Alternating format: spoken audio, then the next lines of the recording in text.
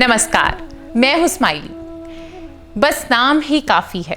दर्शकों, कुछ लोग ऐसे होते हैं, कुछ पर्सनालिटीज़ ऐसी होती हैं जिनका वाकई सिर्फ नाम ही काफ़ी होता है। कुछ लोग सपने देखते हैं पर सिर्फ देखते ही हैं, लेकिन कुछ लोगों में ऐसा जज्बा होता है, कुछ कर दिखाने का ऐसा हौसला होता है कि जिनको देखकर ऐसा लगता है कि वाकई इन्होंने मेहनत की और एक ऐसा मुकाम हासिल किया कि आने वाले भविष्य की पीढ़ियां उनके नाम को, उनके हौसलों को और उनके कुछ कर दिखाने के जज्बे को हमेशा याद रखेंगे। तो हमारे साथ आज एक ऐसी पर्सनालिटी मौजूद है जिनका नाम हमेशा भविष्य में ताउम्र कुछ सुनहरी अक्षरों में लिखा जाएगा और जब भी बात आएगी मेहनत की, कुछ कर दिखाने की, हौसलों की बुलंदी पर जाने की, तो मुझे लगता है भाई उनका नाम सबसे पहले आएगा। ये वो इंसान हैं जो चले तो अकेले थे, लेकिन उनके पीछे काफिले बनते गए और ऐसे बने कि आज चाहे सामने बैठे हों लाखों करोड़ों लोग, उनके अंदर जो जज्बा है, जो एक चमक है, उसे देखकर वाकई आंखें चंधिया जाती हैं। तो आइए उनसे बातचीत करेंगे, उनसे मुलाकात करेंगे, लेकिन सबसे पहले उनका स्वागत करते हैं। बहुत बहुत स्वागत है आपका। हमारे साथ हैं आज श्री वेद प्रकाश ओझा जी। ओझा जी, प्रोग्राम में आपका स्वागत है। नमस्कार जी, नमस्कार। तो ओझा जी, प्रोग्राम की शुरुआत सबसे पहले आप ये कुछ जज्बातों के साथ क्या कहना चाहेंगे हमारे दर्शकों को? तो सबसे पहले तो मैं थैंक्स करना चाहूँगा आपका कि आपने आज इतना बेहतरीन प्रोग्राम में मुझे आमंत्रित किया जी। और मैं दूसरा थैंक्स करना चाहूँगा आईएमसी मैनेजमेंट का, और तीसरा आप सभी का कि जो मुझे आज पूरे भारतवर्ष से सुन रहे हैं जी। तो आप लोगों को तहे दिल से मैं हार्दिक अभिनंदन करता हूँ कि आपने मुझे आज इतना बढ़िया प्लेटफॉर्म पे बुलाया है जी। तो आप सभी लोग जहाँ भी बैठे हैं, तहे दिल से आपको मैं थैंक्स करना चाहता हूँ जी। तो मैं अपने सभी दर्शकों को बता दूं, वैसे तो इनकी जो पहचान है ओझा जी की, वो किसी से भी छिपी नहीं है, क्योंकि जो लोग भीड़ से अलग होते हैं वो खुद ब खुद काफिलों में से अपनी पहचान बना ही लेते हैं। तो ओझा जी, मैं बता दूं कि आईएमसी के क्राउन प्रेसिडेंट हैं और इनकी जो खास बात है वो ये है कि ये वो पहले क्राउन प्रेसिडेंट हैं जिन्होंने सबसे पहले और सबसे तेज सारे रिकॉर्ड्स ब्रेक किए, और रिकॉर्ड्स ब्रेक करने के बाद सबसे ज़्यादा बार क्राउन प्रेसिडेंट बने। और इनकी जो सबसे बेहतरीन क्वालिटी है वो ये है कि एक बहुत ही बेहतरीन इंसान भी हैं, लोगों की मदद भी करते हैं, और अपनी बातों से, अपनी स्पीच से इन्होंने बहुत सारे लोगों को इंस्पायर भी किया है। तो ओझा जी, आइए शुरुआत करते हैं बातचीत की। तो सबसे पहले हमारे दर्शकों को ये बताइए कि आखिर डायरेक्ट सेलिंग है क्या? मैडम, बहुत ही बढ़िया आपका सवाल है। और जी, बहुत सारे लोग मार्केट में ऐसे हैं जो इसको जानते नहीं है। इसको नेटवर्क मार्केटिंग बोलते हैं जी। बहुत सारे लोग इसको नेटवर्किंग बोलते हैं, बहुत सारे लोग इसको चिटफंड बोलते हैं जी। ऐसे इसके बहुत सारे नाम दिए गए हैं जी। और ये बिजनेस जो है डायरेक्ट सेलिंग दुनिया का सबसे बड़ा बिजनेस है। क्या बात है। ये दुनिया में अगर कोई भी व्यक्ति इसके पास एक जेब में एक रुपया नहीं हो, जिसके पास एजुकेशन नहीं हो, जिसके पास सिर्फ ड्रीम हो, वो व्यक्ति भी इतिहास रच सकता है। तो डायरेक्ट सेलिंग जो है दुनिया का सबसे पवित्र बिजनेस है जी। डायरेक्ट सेलिंग को लोग मजाक में लेते हैं, इसको समझते हैं कि टाइम पास करने का बिजनेस है। कई लोग इसको बाइनरी प्लान बोलते हैं, कई लोग इसको नेटवर्किंग बोलते हैं, कई लोग इसको चिटफंड बोलते हैं। तो ये जो बिजनेस है ये दुनिया का सबसे बड़ा बिजनेस है, जिसमें एक गरीब का बेटा जो है क्या बात वो अमीर बन सकता है। एक गाँव का निकला हुआ इंसान जिसके पास खाने के पैसे नहीं है, वो भी इतिहास बना सकता है जी।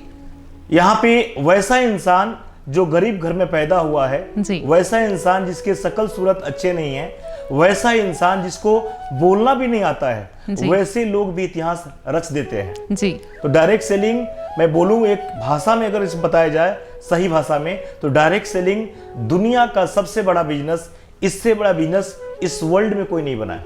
क्या बात है, क्या बात है। ओझा जी, आपके जो कोट पे बहुत ही खूबसूरत सा क्राउन बना है वो बेहतरीन लग रहा है। और मैं अपने दर्शकों को बता दूं कि हमारे साथ आज प्रोग्राम में हैं हमारे आईएमसी के senior crown president Shri Ved Prakash Ojha ji. बहुत सारी बातें हैं ओझा जी आपसे करने के लिए।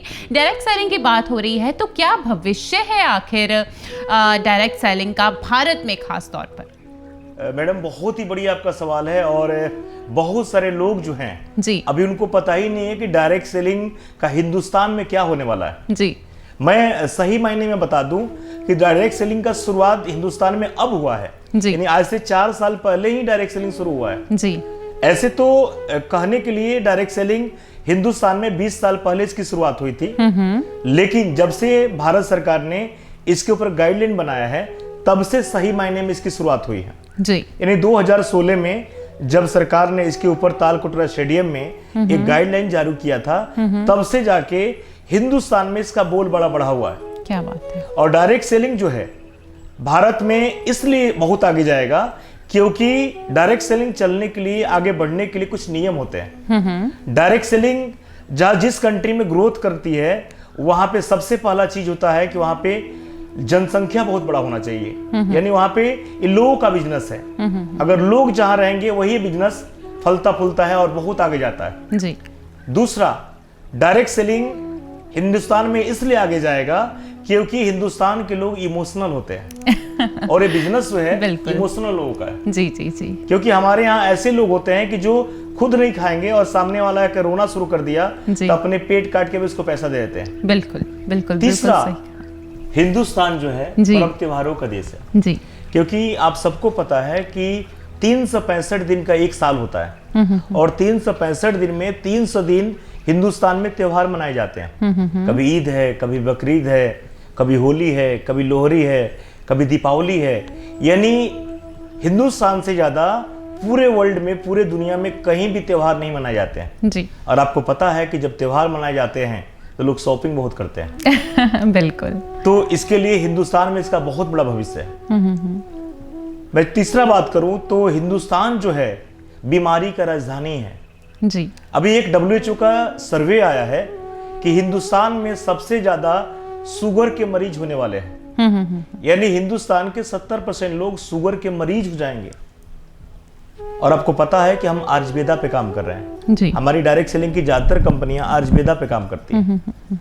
और हिंदुस्तान में डायरेक्ट सेलिंग को और आगे जाने का एक और बहुत बड़ा कारण है कि यहाँ के लोग महत्वाकांक्षी होते हैं। हिंदुस्तान के लोग जो ठान लेते हैं उसको करके दिखाते हैं। जैसे आपने सुना ही होगा कि एक इंदौर का लड़का पानी से कार चलाना शुरू कर दिया था। तो हिंदुस्तान के लोग बहुत ही महत्वाकांक्षी होते हैं। दूसरा, डायरेक्ट सेलिंग में आगे जाने का एक और बहुत बड़ा कारण है हिंदुस्तान में कि हिंदुस्तान के लोग रिश्तों नातों का देश है। यहाँ पे हर व्यक्ति एक दूसरे से जुड़ा हुआ है। बिल्कुल। यानी हर व्यक्ति एक दूसरे के संपर्क में है, इसलिए डायरेक्ट सेलिंग बहुत यहाँ पे आगे जाएगी। एक और कारण है भारत में डायरेक्ट सेलिंग का ग्रो करने का, और वो है कि हिंदुस्तान के लोग पूरे दुनिया में सबसे ज्यादा मेहनती होते हैं। जी जिस चीज को ठानते हैं उसको पूरा करते हैं। बिल्कुल। और यही कारण है कि डायरेक्ट सेलिंग जो है हिंदुस्तान में बहुत ग्रोथ करेगी। हिंदुस्तान में डायरेक्ट सेलिंग को ग्रो करने का एक और बहुत बड़ा कारण है क्योंकि यहाँ पे बेरोजगारों का देश है। बिल्कुल। हम हिंदुस्तान में रहते हैं लेकिन यहाँ पे सबसे ज्यादा बेरोजगार लोग हैं हिंदुस्तान में। जी और ये कारण है डायरेक्ट सेलिंग में ग्रोथ करने का। डायरेक्ट सेलिंग का चलने का एक और बहुत बड़ा कारण है, और वो कारण है, बहुत खुशी की बात है कि भारत सरकार ने डायरेक्ट सेलिंग के ऊपर गाइडलाइन जारी कर दिया है। क्या बात है। और जब से ये गाइडलाइन जारी किया है लोगों के अंदर एक खुशी की लहर जग चुकी है, और यही कारण है कि डायरेक्ट सेलिंग हिंदुस्तान में बहुत बड़ा ग्रोथ करने वाली है, बहुत आगे जाने वाली है। क्या बात है। जी जी ओझा जी, आप जो है एक जीवंत एग्जाम्पल है, लोगों के लिए एक प्रेरणा है कि किस तरह से आपने बहुत ही एक आम इंसान से एक खास जो पर्सनालिटी है वो हासिल की है, और आपके चेहरे के जो खुशी है, जो एक स्माइल है, जो चमक है, वो आपकी जो कहानी है सक्सेस की, सफलता की, वो खुद ब खुद बयां करती है। ओझा जी, एक बात है, जिस तरह से आप बता रहे हैं कि डायरेक्ट सेलिंग के इतने ज़्यादा फायदे हैं, इतनी अच्छी है और भारत में पॉसिबल भी है, लेकिन फिर भी लोगों के दिल में इसको लेकर बहुत ही नकारात्मक विचार हैं, नेगेटिविटी भरी हुई है। तो उस बारे में आप क्या कहना चाहेंगे, क्या प्रेरणा देना चाहेंगे लोगों को? बहुत ही अच्छा सवाल है जी, बहुत ही बढ़िया सवाल है जी। डायरेक्ट सेलिंग आज से 4 साल पहले तक लोग डायरेक्ट सेलिंग को चिट फंड समझते थे, जी, गलत समझते थे। जी, लोग ठगे गए हैं और ठगने वाले में से हम ही लोग हैं। जी, यही कारण था कि भारत के लोग निगेटिव थे। ऐसे बिजनेस को लोग सोचते थे कि चूना लगाने का काम है, लोगों को फंसाने का काम है। और यही कारण था कि लोग गलत कर रहे थे। लोग को पता ही नहीं कि डायरेक्ट सेलिंग होता क्या है। जी बिल्कुल। डायरेक्ट सेलिंग बिना गाइडलाइन का कोई भी आदमी आया, कंपनी बनाया और कंपनी चालू। और यही कारण था कि लाखों कंपनियां बनती थी और लाखों कंपनियां टूटती थी। मैं दर्शकों से पूछना चाहता हूं, आपसे पूछना चाहता हूं कि भारत में रोज लाखों कंपनियां बनती हैं, लेकिन ऐसे 10 कंपनी हिंदुस्तान में नहीं है जो 10 साल से ज्यादा से काम कर रही हो, नहीं है। और यही कारण था कि भारत के लोग इस पे विश्वास नहीं कर रहे थे, इसको गलत मान रहे थे। ओझा जी, आपने हमारे दर्शकों को अपना इतना कीमती समय दिया, आपका बहुत बहुत धन्यवाद। थैंक यू सो मच, आपने इतना कीमती समय दिया, थैंक यू सो मच।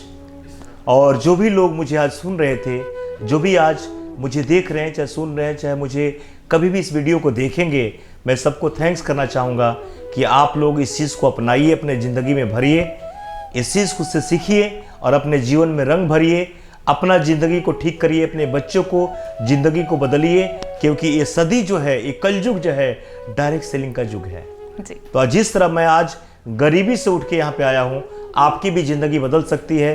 फिर मिलेंगे बहुत ही जल्दी, आपसे हम रूबरू होने वाले हैं नेक्स्ट वीडियो में। तब तक के लिए thank you, good MC. Good MC.